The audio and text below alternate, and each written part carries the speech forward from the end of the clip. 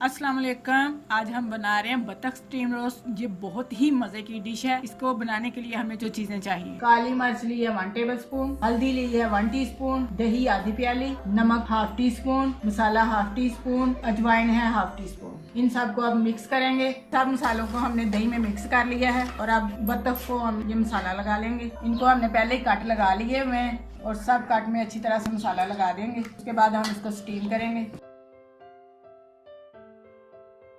इसी तरह हम दूसरी को भी लगाएंगे। मज़ेदार सी स्टीम रोस्ट बतख बनाने के लिए आपको तमाम स्टेप फॉलो करने होंगे। अब इनको दही मिक्स मसाला लगा लिया है। अब 20 मिनट के लिए ऐसे पड़ा रहने देंगे। उसके बाद हम इसको स्टीम करेंगे। उसके बाद फिर मसाला लगाएंगे। कुकर में 5 गिलास पानी डालेंगे। अब इसमें स्टैंड रख देंगे और 5 मिनट के लिए पानी को गर्म होने देंगे। 5 मिनट हो चुके हैं। अब हम बतख के पीस इसमें रख देते हैं और इसको 35 मिनट तक हम स्टीम करेंगे। अब इसको बंद कर देंगे। बतखें स्टीम होने के लिए रख दी हैं। अब हम दूसरी मैरिनेशन का मसाला तैयार करते हैं। मैदा डालेंगे 1 टेबल स्पून, जीरा पाउडर 1 टेबल स्पून, धनिया powder 1 table spoon, cornflour 1 table spoon, soya sauce 2 table spoon, जर्दा रंग है 1 टीस्पून, गरम मसाला 1 टीस्पून, नमक 1/2 टीस्पून, 2 अंडे। तमाम मसालों को अच्छे से मिक्स कर लें।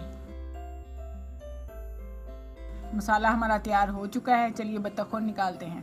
बतख हमारी रेडी हो चुकी है। हमने इसको 35 मिनट लगवाए हैं। अगर फार्मी बतख होगी तो वो तकरीबन 15-20 मिनट में तैयार हो जाएगी। ये घर की पली हुई है, इसलिए इसको बहुत ज़्यादा टाइम लगा है। अब इसे 10 मिनट के लिए ठंडा होने के लिए रख देते हैं। अब इसे दूसरी मरतबा मसाला लगाएंगे। इसको अच्छी तरह से मसाला लगा लें, अंदर बाहर सारे। इसको ठंडा होने के बाद इसलिए मसाला लगाया ताकि ये मसाले को अच्छी तरह से पकड़ ले। अगर इसको गरम गरम को मसाला लगा देंगे तो मसाला पानी की तरह उतर जाएगा। इसी तरह दूसरी को मसाला लगा लेंगे। दोनों को मसाला लगाने के बाद आधा घंटा पड़ा रहने देंगे।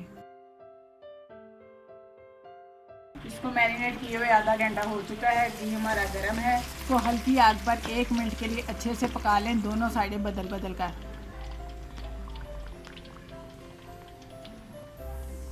पीस हमारा अच्छे से फ्राई हो चुका है। इसी तरह दूसरे पीस को फ्राई कर लेंगे। इसकी साइडें चेंज करते रहें ताकि सारे का सारा एक ही जैसा पक जाए, कहीं से कच्चा ना रह जाए। ये पीस भी हो चुका है। अब इसको भी निकाल लेते हैं। लीजिए, यूनिक सी डिश हमारी तैयार है। इसे आप ज़रूर ट्राई करें और फिर हमें कमेंट्स में बताएं कि आपकी डिश कैसी तैयार हुई। रोगनी नान और किसी भी चटनी के साथ इसको सर्व करें। इसी के साथ मैं इजाज़त चाहती हूँ। अपना बहुत सा ख्याल रखें, हमें दुआओं में याद रखें। जिन्होंने हमें सब्सक्राइब नहीं किया वो हमें सब्सक्राइब ज़रूर करें। अल्लाह हाफिज़।